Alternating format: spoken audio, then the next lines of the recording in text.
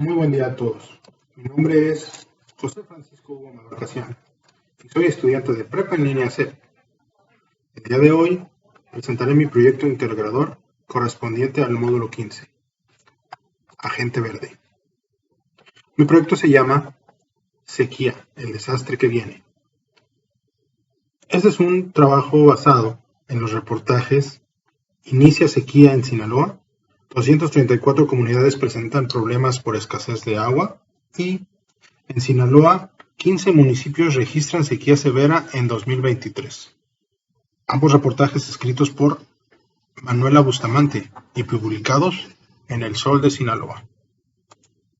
Objetivo: dar a conocer a la mayor cantidad de personas el problema hídrico que sufre el Estado y hacer conciencia del uso racional del vital elemento.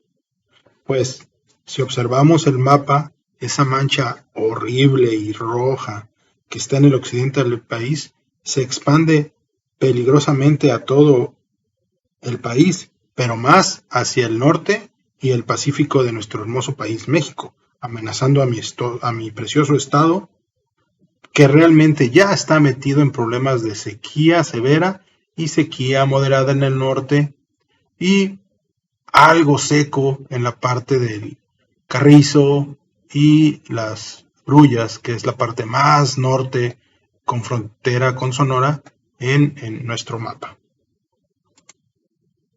Descripción y causas.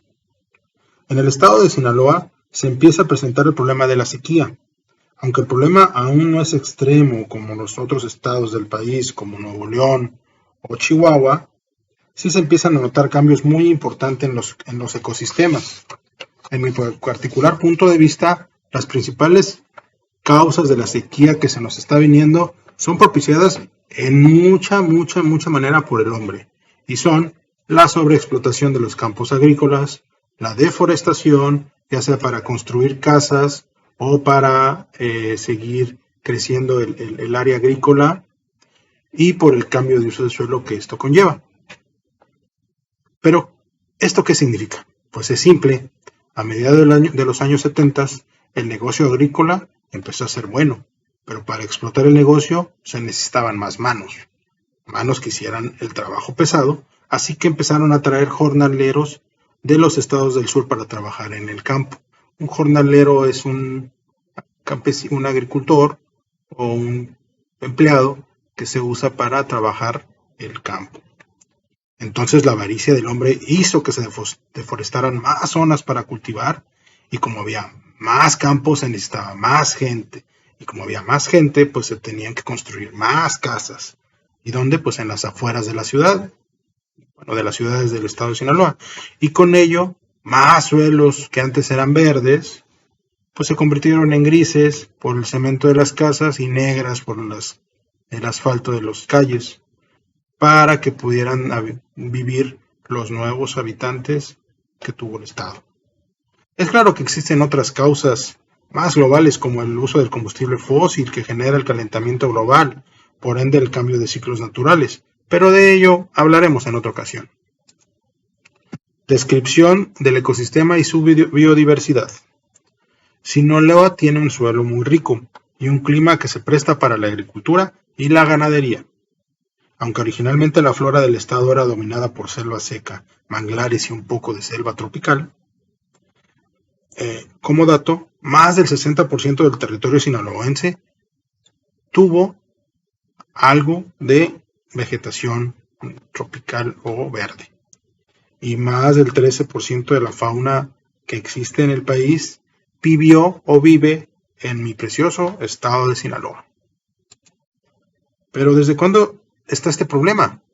Bueno, como lo comenté, Sinaloa ha venido perdiendo sus suelos verdes debido al crecimiento demográfico de sus ciudades y por el cambio de uso del suelo que pasó de silvestre a agrícola. Sin embargo, el daño data desde los años 70 a la actualidad. Muchos dirán que es el precio del progreso, pero creo que no debe haber sido así de severo y despiadado contra nuestros pobres suelos sinaloenses. Procesos químicos que ocurren.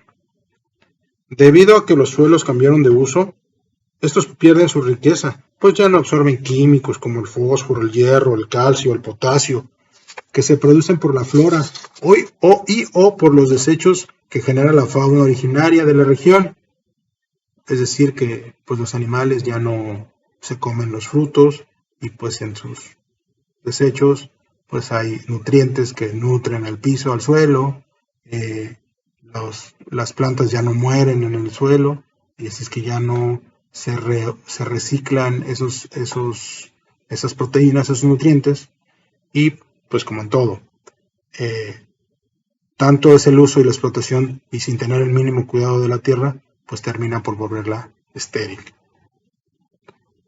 Problemas y soluciones. Posibles soluciones.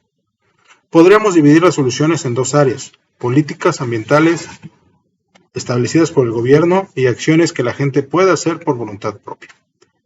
Políticas ambientales. Uso de concreto permeable en todo lo nuevo que se construya y realizar un plan de sustitución del que actualmente existe.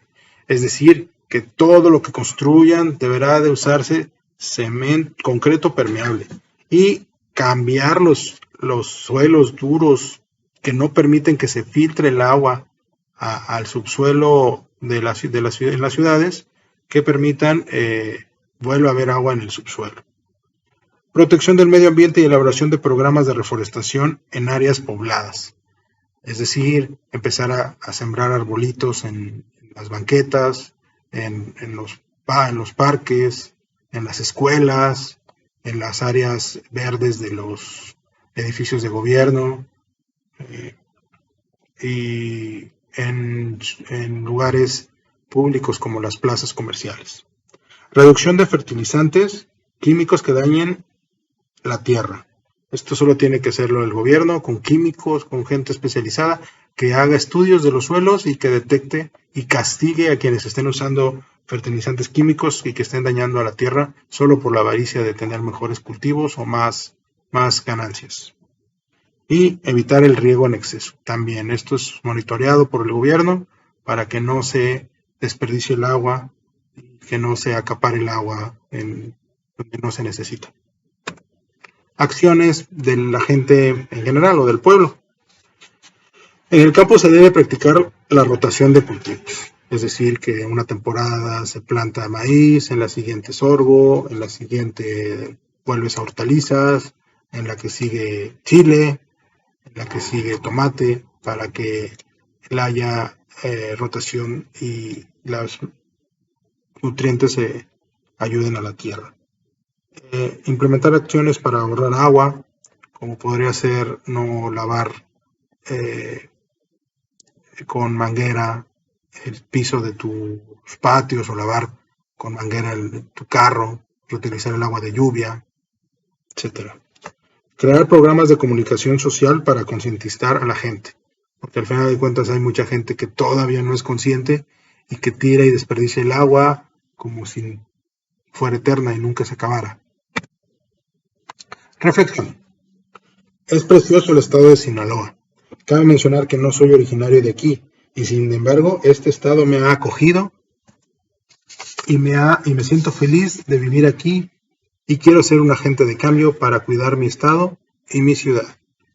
Acciones como no lavar la banqueta de tu casa con una manguera o lavar tu carro con agua de la manguera, sino con una cubeta nada más. Reutilizar el agua del lavabo o de la regadera para usarla en el sanitario y así tener un poco de ahorro.